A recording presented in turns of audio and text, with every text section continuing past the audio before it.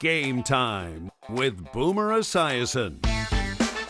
Today's guest is three-time Olympic gold medalist, NCAA champion, and 10-time Big East champion, Syracuse's Jim Boeheim. Presented by Geico. Today's guest is synonymous with Syracuse University. He has spent his entire adult life on campus as a student, a player, an assistant coach, and a head coach. In fact, there is no parallel in major college sports where one individual has spent more than 40 years at his alma mater and never coached anywhere else. He's also guided his beloved Orange to the 2003 NCAA National Championship, and it's certainly my pleasure to welcome the legendary Jim Boeheim to Game Time. Legendary coach, how are you, Jim? I'll tell you what, you make me feel old. Jeez, you know. But when I came here, Boomer, I was 17. I didn't think I was going to make it through the year. I ran into Dave Bing in the gym, and of course he beat me about 21-0 in a one-on-one game. But I was smart. I learned right then and there to get on his team, not be against him, and it worked out after that.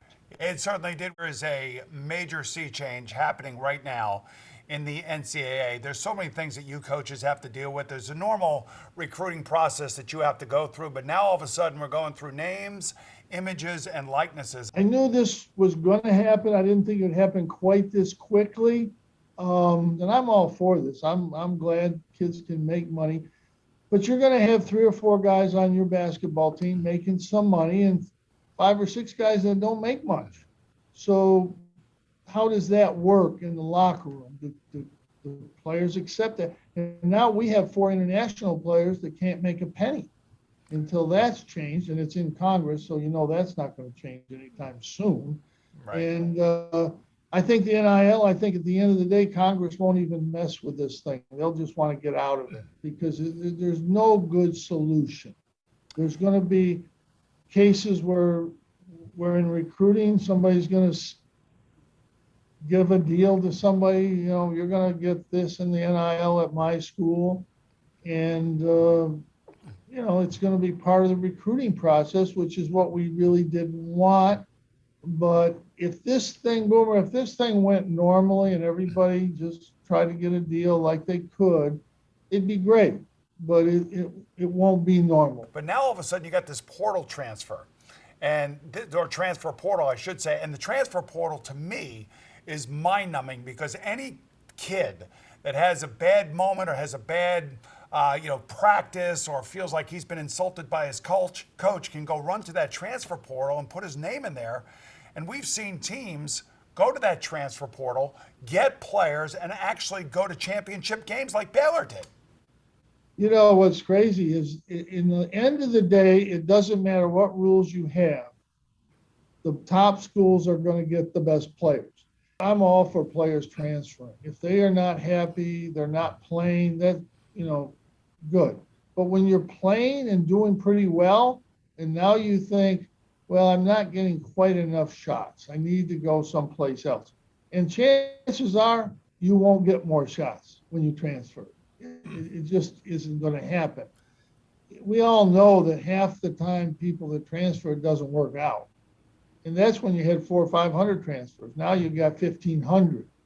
We'll adjust to the transfer portal. I don't think it's that good for players because it's, as you said, somebody gets a little upset about something, they just leave.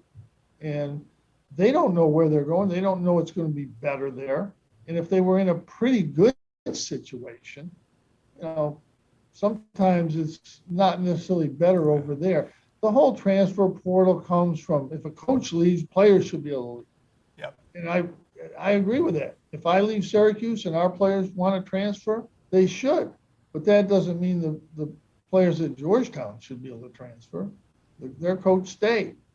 So a lot of issues, the most I've ever seen in my career in coaching in terms of magnitude of craziness. We're just getting warmed up with Coach Jim Boeheim. Stay with us as Game Time continues right after this.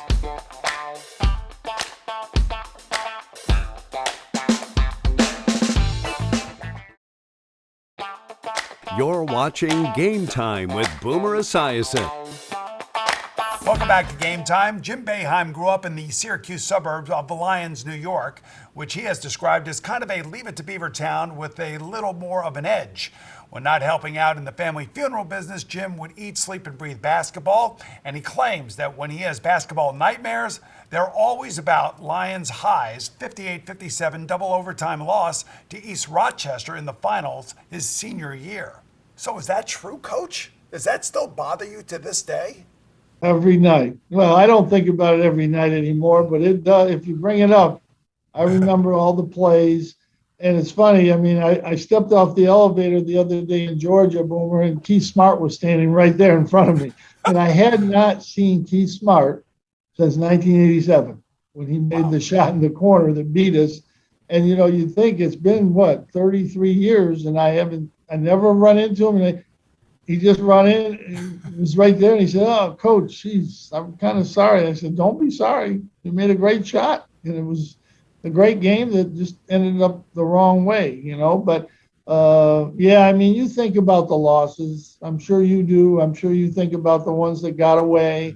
I'm glad that we got the win in 2003, and we got it in New Orleans where we lost in 87. Yep. And in fact, Hakeem Warwick blocked the jumper in the same corner that Keith Smart had made the shot against us. It was really kind of ironic that it came down to that. But, yeah, you think about those for sure. Yeah, you never forget the losses. We lost Super Bowl 23. It sticks with me to this day. And I lost a few games in high school too. But, man, I'll tell you what, the losses do, for whatever reason, stick with you. Now, when you walked on at Syracuse, were you confident that you could play at a big-time program at that time in your life? You know, Syracuse had been 0-27 2 years before that. And so I figured I should be able to play there. And I had a chance, even though I was a walk-on, I had a chance to get a scholarship. And my other school was Colgate, and that was a need-based only. So I figured, I'll take a shot at Syracuse. Colgate was actually better than Syracuse then. And then I walked in the gym, and there was Dave Bing. And I said, whoops, this is going to be a little more difficult than I thought. But yeah, my mother gave me the best advice I've ever heard in my life. She said, when I talked to her about Dave Bing, she said, well, what about the other guys? Can you play with those guys? I said, yeah, I think so. So it worked out. In 1976, you took over for Roy Danforth. And I'm just wondering, what was the seminal moment for you when you realized that you could build a program of national prominence like you have? Well, I didn't at first. The guy wanted to give me a 3-year contract, and I wanted 4 because I didn't think I might not be able to make it through the thing. I wanted to at least have 4 years at $25,000 a year. You didn't do it for the money then, obviously. But I was fortunate. Things got going. And really the turning point for all of us was the Big East. When Dave Gavitt formed the Big East, he did it all by himself. He dragged all of us into this league. We didn't want to go. And it was the best thing that ever happened to any of us, because I think 6 coaches are in the Hall of Fame that would have never been in the Hall of Fame if it wasn't for Dave Gavitt. Gary Williams, Jim Calhoun, John Thompson, Lou Carnesecca, myself, probably forgetting somebody else that's in the Hall of Fame because of the Big East.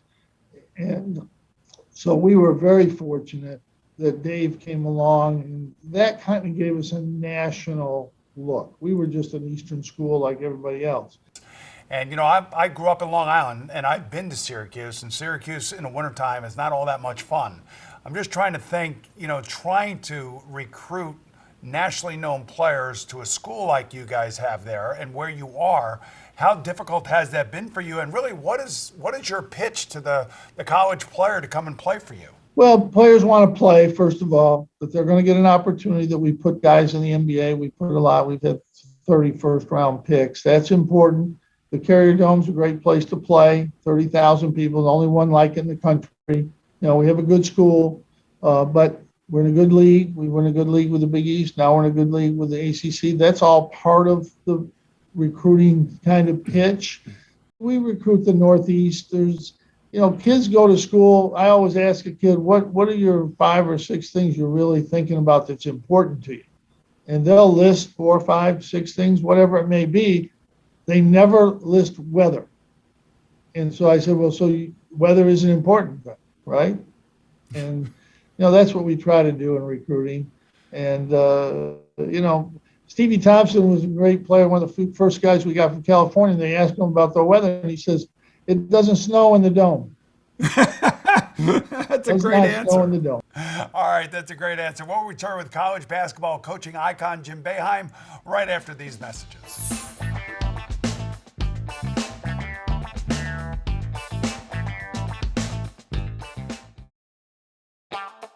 You're watching Game Time with Boomer Esiason.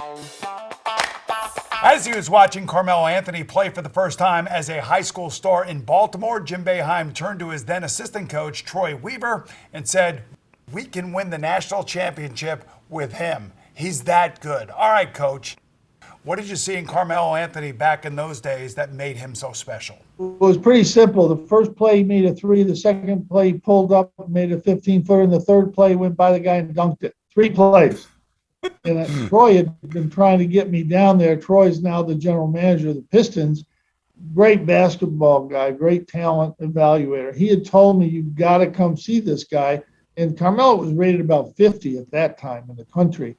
And I said, "Well, we can't go down during the season." So we finally got a day, and we got down there, and that's what I saw. And I said, "Okay, you're right. We can win it with this guy." And, Carmelo said right then and there, "I want to come to Syracuse." And he didn't even visit any other schools. He didn't make any visits. He held on. He went to Oak Hill. He got his test score right at the end. He could have gone to the league, but he said, "No, I said, "I'm coming to Syracuse. I'm going to go to Syracuse." And if we hadn't won the national championship, he might have come back. He enjoyed it here. He gave us the money to build our practice facility. And this is a guy that's been here 1 year, and he's supported us every day since he left. And people wonder why I am such an outspoken supporter of Carmelo. All these people said he couldn't fit in, couldn't play. Nobody would sign him. He went to Portland. He fit in perfectly, and he's been a really good player for Portland. And he's had an unbelievable career. And he's won 3 Olympic gold medals and a national championship. And people still are like, "Well, he didn't win the NBA." Well, sometimes you're just not in a situation that you can win the NBA. When he went to Denver, they hadn't been in the playoffs. He got him in the playoffs every year. When he came to New York, he got him in the playoffs. Neither team was good enough to win. Yeah. But you can't put that all on one guy. And he's been very loyal to Syracuse. He's always helped us. I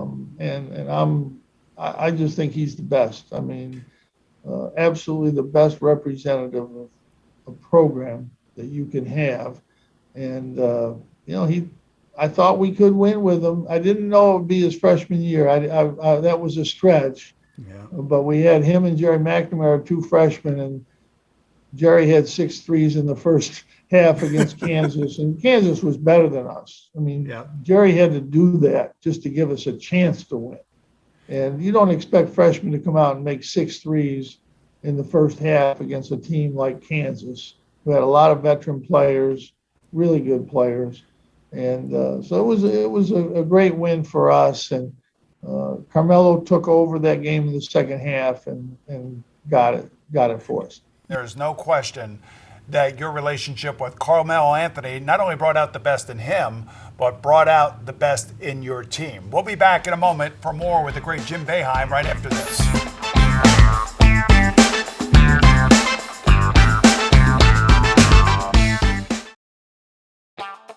You're watching Game Time with Boomer Esiason.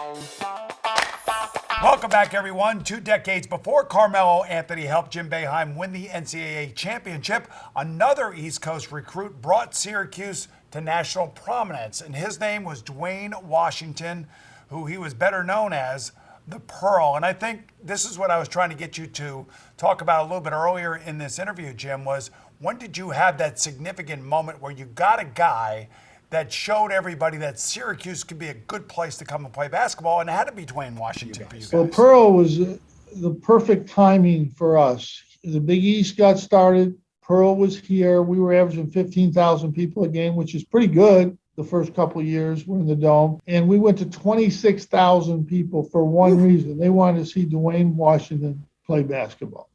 And I've said this many times. He wasn't, the best player ever played in the Big East, but I think he was the most impactful. I never will forget the year that he played here, his freshman year, and was on national TV. I went to California to recruit. The year before I'd been to California, in the biggest high school basketball school there, they all asked me, well, where is Syracuse? What is that in the East? And no, where is that? After Pearl's first year, I went to the baggage claim at LAX, and the porter came over and says, hey, you're Pearl's coach. Just like that. Yeah. And that's how much he did for the profile of the Big East and Syracuse basketball. And as everybody knows, I talked to guards, Mark Jackson, Kenny Smith played against him. They were in awe of Pearl Washington. Nobody could guard this guy. There were so many great players and great coaches, as you pointed out. And last year, we lost John Thompson. And, here's a rival of yours. What did he mean to you, and what did he mean to college basketball? Everything. I mean, John Thompson was the first dominant figure in terms of African-American coaches and just coaches. He was a dominant coach. It didn't matter what color he was. And he impacted his players and coaches around the country. You really can't measure John's impact on the game. And he loved to come to Syracuse. And I'm telling you, 34,000 people came here to see John Thompson. I mean, Patrick was there. Pearl was there, but I'm telling you, most of our fans came to boo John Thompson, and they had a love-hate relationship with him. I mean, they missed him when he was gone, but when he was here, they were on him, and John loved every bit of it. He loved coming up here and walking out there with the towel. They were memorable games. I've never heard noise like that. I've never seen a reaction like that from fans anywhere.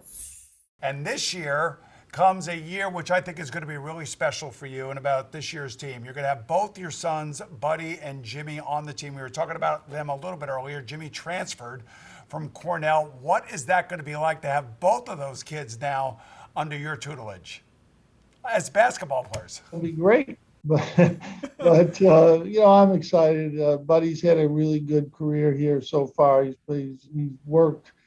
Nobody thought he could be here. I think he was rated 320 in his high school class. And, normally we wouldn't take anybody outside of the top 75 normally. But he's made himself into a really, really good player, not just a shooter. And just hard work. He works out 2 times a day in the summertime. He works out after a game, before the game, for an hour after the game. He's made himself into a player. Jimmy's a little different route. Cornell had a good career at Cornell, loved Cornell, graduated, great school. He played for a great coach, and now he's got a chance to finish out his career here. He's a good player, gotten bigger, gotten stronger, and he'll help us this year. But it'll be fun coaching them, and again, the portal's changed our team. We lost 2 really good players. We got 2 really good players in the portal. Actually, lost 3 good players, and we got 3 good players. So we'll see how it all turns out. But I'm excited about this year, and you have to be excited because you're 76 years old and you're still coaching. So yeah, right, exactly. And I would imagine that your wife Julie has just got to be over the moon over this. My wife told me to keep coaching as long as I can because then I won't have to be home bothering her. That's one thing I will tell you she has told me. And she's very happy when our players play well and I can go home and there will be food. When my sons get pulled out or don't play well, there will not be food. I'm hoping the doors won't be, locks won't be changed when I do get home. But she lives and dies like all mothers with the game. Well, Jim, you got more pressure on you this year than most coaches have their entire career dealing with what you just told me. So our thanks to you, Jim Boeheim, for joining us, and to all of you for watching. I'm Boomer Esiason, and I'll see you again soon right here on Gametime. I found out that you were originally Syracuse's golf coach, and according to various reports, your golf teams were undefeated. But then, back in those days, Who called in the scores of the matches? I never called in a loss. I go out on the back nine. At the end of the 18, they come in, they tell me what they did. If it's a win, I call it in. If it's not, no calls. No.